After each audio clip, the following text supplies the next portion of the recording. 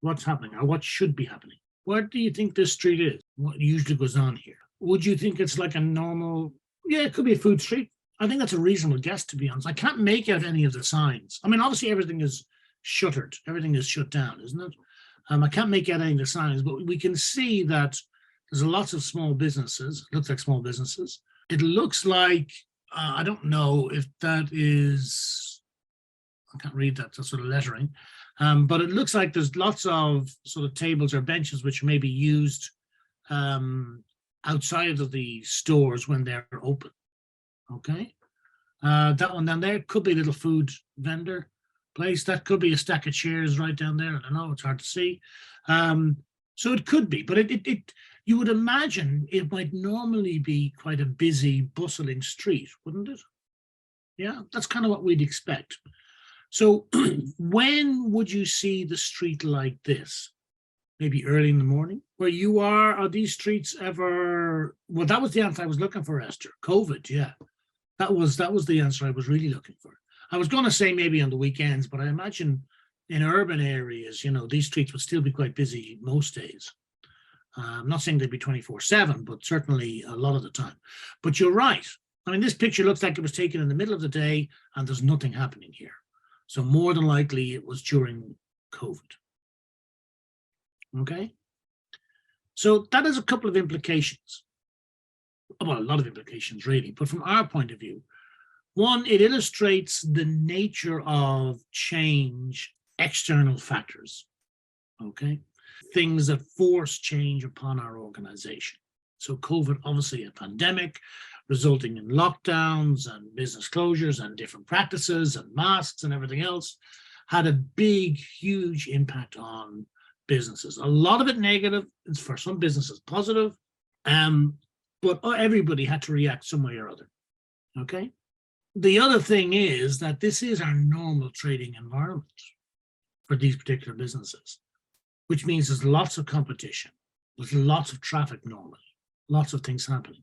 So we want to investigate the place where business happens, the business environment, not just the physical place, but the rules, the structures, the influences, the stakeholders. That's what this module is about. Okay, and it sort of fits into our structure like this. So these are the modules we do in level 3. So there's 6 modules, right? And then there's level 4, which is leadership and the organization, managing change, business operations, and so on. And then there's level 5. And these 18 modules gives us a real good understanding of these 4 themes around the marketplace, around performance, what we're looking to do, around our capability, how we're set up to do things, and about change, which is coping with change. And the idea is that we're trying to give you a sort of a rounded business program. And if you think about it, business has to start with the market, has to start with the customer, okay? And we've sort of emphasized that all along. And that ties into capability. In other words, if we know what who the customer is and what they want, we're trying to put together our capability to deliver what the customer wants. So things like HR, things about like business resources. Okay, we have to manage those resources to achieve performance. So to make sure we do what we're supposed to do so that we meet the needs of the customer, the needs of the marketplace, which is why we look at things like communications and teams and so on. And of course, we have to cope with change, which is rooted in impacts within the business environment. All right, and we have to talk about how we lead and manage change and what that means for business models, etc. So these are the sort of the core modules that we're trying to cover off under these themes. Now we do some other stuff as you go along. There'll be other bits and pieces that we might do, which are sort of support elements. So like academic study skills, critical thinking, presentation skills, and so on. So you'll see some blue modules down the bottom. But these modules are the core of what the program is. And, you know, particularly in level 3, what we're doing is we're setting a foundation for the market for capability and performance. And then we start to focus more on performance and how we cope with change before returning back to the market and so on again. So that's where this sort of fits. So we are dealing with this module here, business environment. All right. So what we're going to talk about will be the playing field, right? The marketplace, right? Who are the players in the marketplace, which is a bit about competition, but we're not going to get into marketing. the rules, the regulations, what we have to do and what we have to, how we have to be set up to compete, to take part, to play in this game. Who are the stakeholders? Who has a vested interest in the organization doing this, or performing, or getting investment, or paying off investment? So these are the type of things we're going to explore. And as a result, we're going to talk about the implications of change, the implications of new innovations, the implications of disasters, the implications of pandemics. So those things that cause change within the environment that we then have to react to, and we talk about in other modules then as well.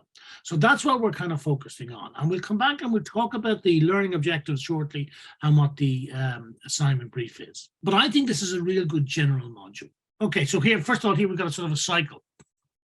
We've got the individual, who pays money in shops, gets various bits and pieces that they consume. So it's like this cycle, which actually makes sense, doesn't it?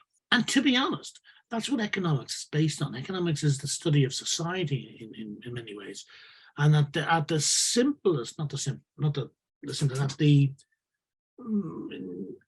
at the sort of the core element is this idea, this circular economy, that I earn money from doing something and I spend money here, and by spending money, I get access to some products that I consume, and those products are produced by somebody else, and so on, are produced by me, then I get paid for doing the work, and so on. So that's that circular economy idea, okay?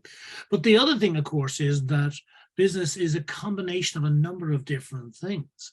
Yes, we have the same sort of thing, the provider and the consumer getting the products which they pay the provider, which is the same idea as a circular economy thing, but it's also got these other functions associated with it. These functions are these stakeholders, right? Customers, workers, suppliers, and other factors such as money and services. So those are pretty good drawings, okay, to get us going. I'll just show you a couple of others of that from previous classes. There's that circular economy thing again. Here we've got the, people, we've got customers and we've got staff. What else have we got here? Somebody's done a very fancy thing around trade and so on. Here we've got again, the same idea. There's a variation of it. The customer is getting a benefit from the product. So the people's needs, okay, so this is very much a marketing focus. The people's need drives the need for a product which the customer purchases. They get the benefit, and that influences future product development as well. And then we've got, the same type of thing you had in yours, Esther, around production and office, and customers, which would be business to consumer, business to business, business to government is another way of looking at it. So there's lots of different views on what business is, but there's no one right answer to this. There's no one right answer at all. There's lots of different takes on this, and it's important to realize that when we talk about business, we're talking about everything, really. But it's not just, when we talk about everything, we're talking about the economy at the big level. When we then talk about the components of the economy, we can talk about the factors of production, we can talk about producers, we can talk about consumers, but the pieces that make all that work are the littler and bigger organizations, the players in the game. Does that make sense? And that's kind of what we want to understand, what the game is, where it's played, and who the players are. So those are the components, right? So what is business? Business is the activity of making a living or making money by producing or buying and selling products or services. Products means goods or services. Normally, we think about it being any activity or enterprise which is entered into for profit. So it's this activity, maybe we buy and we sell, maybe we buy and we make, maybe we provide a service, but we do it with the aim of generating some sort of return and ideally some sort of profit, which means that we have to have exchange. We have to have exchange of our work for a consideration or a valuation, which we call the price. That's what we're concerned about. Business and businesses are the components within the economy. We could view business as a practice where it's the activity. We can view business as the player, where it's the organization. But we're all still concerned with this idea of doing something, creating some sort of output, some sort of value that somebody is willing to pay our price for. And if we do it right, the value that we create is more than the value of what we spend or what we invest to produce it. And that gives us the profit. And it's in that aspect, when we add all of those little bits and profit up, that's what we call economic growth. This year, or last year in 2022, Ireland had a good year. As an economy, our economy grew. And actually, we threw off about €5 billion worth of surplus.